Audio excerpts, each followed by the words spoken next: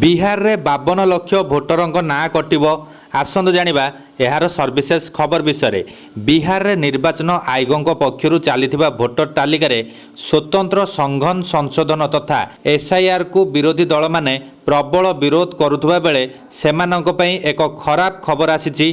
निर्वाचन आयोग सूचना देइछि जे बिहार रे मोट 52 लाख रु अधिक भोटरक नाम कटिब एवं आगुकू एही संख्या आहुरी बढ़ी पारे। आयोगक पक्षरु दिया जायतिबा संख्या अनुसार अगस्त 1 तारिख रे प्रकाशित हेबाकु थिबा ड्राफ्ट भोटर तालिका रे बिहार रो 52 लाख रु अधिक भोटरक नाम बाद पड़िबो। आगामी 3 दिन रे एही संख्या आहुरी बढ़ी पारे। एही 52 लाख भोटर सेमानक ठिकाना रे आउ रहु नथिबा किंबा मृत्युवरण करिथिबा अर्थात एकाधिक स्थान रे पंजीकृत थिबा आयोग जानिबाकू पाइछंती। भारतीय निर्वाचन कमिशन द्वारा प्रकाशित नूतन सरकारी तथ्य अनुसार बिहार रे भोटर स्पेशल संघन संशोधन तथा एसआईआर समय रे 18,66,869 मृत्यु भोटर रही।